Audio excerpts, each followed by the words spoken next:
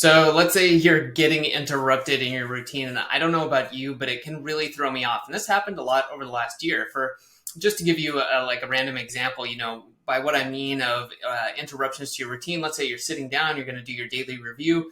You're getting everything in place, going through maybe your project management tools. You're reviewing Slack messages, emails, planning the day out, all the stuff you've got to get through, or maybe you're getting into the flow and really getting into it, and then you get a call, your car's in the shop and you have to pick it up or you're not going to have a car for the next few days, right?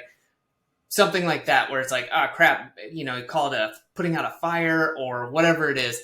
But these come up, right? These are things that we have to deal with. And I know for myself over the past year, having some things like that, bigger, smaller, whatever, kind of throws off the day, right? It throws you out, you've got your plan, you think you've got it, and all of a sudden that crashes, right? I think it's like the Mike Tyson quote, right? Like everyone's got a plan until they get punched in the nose or punched in the face. So, it made me think about it because I was thinking I'm in control of, how I respond to these events. I am not in control of some of the external events. So I can't really do anything about these things that generally come across my desk. I get to choose how I respond to them. And I realized I didn't really have like a plan B. And so I thought about that and was like, well, what would a plan B look like? And this is the first step to kind of solving this is what are the things that you would have to do no matter what? Okay. And of course there's level of events, if the house is burning down and, events like that, it's like, okay, everything is out the door. There is no daily review. There's nothing like save yourself, get out the door.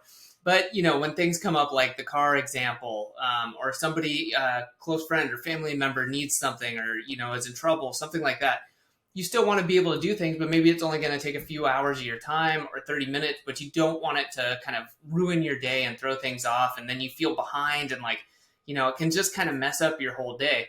So looking at it like that and saying, okay, well, what is it on any given day that you really need to have done?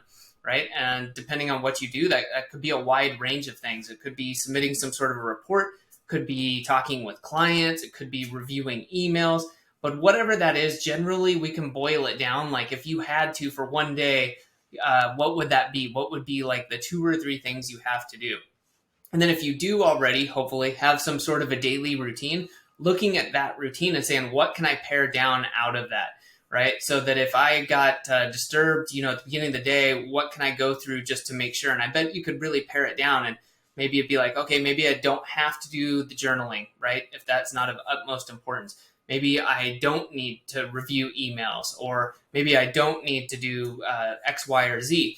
And putting together that plan and, however you do your daily review, whether it's like a Post-it note, whether it's a digital tool like Notion or Roam, but coming up with that plan B and really having that in place so when you need it, you can rely on it. Because when these things happen, even if it is something silly like, oh, hey, you've got to come pick up your car in the next hour, and it's 20 minutes away, or you're not going to be able to get it, over the weekend or something.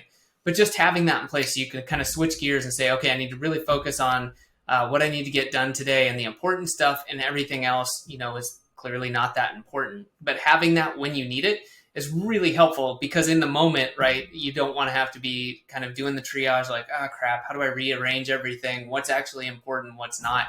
Right. So having that in place can help you out. For myself, I use Roam. And so I have 2 different templates. I have like the daily planning template, and then I have the short version, which is a much shorter version of just kind of go through and help me deal with that. And I was thinking about, while thinking about this video and what I want to share, if you're not sure what the important things are, because, right, we could say, well, it's easy to pare down your daily review, just take the very important things. But then there's things that come up, like what do you need to do? And perhaps adding a few words for yourself as a reminder about that could help you. Like, what sort of tasks might you still need to do beyond what you have written down in your daily review? Like you could say anything client communication based that has to get looked at or dealt with or delegated. I can't just ignore that. I don't need to look at email, whatever that is, just giving yourself some reminders. So kind of in the heat of the moment, if you will, it's good to have that there and remind yourself of what's important and what's not. So hopefully this helps you. I think this is great for dealing with interruptions on kind of on many levels to your routine, and really helps you kind of stay calm because you've got a plan. And when you've got a plan, you can follow it, you can work the system, if you will, and know that things will be taken care of. So hopefully this helps you. If you like the video or you have any questions or comments, let me know down below. And other than that, put this to use. Whatever tool you use, even like I said, if it's a Post-it note or something, write something up so you have it when you need it. Guarantee you this will help you.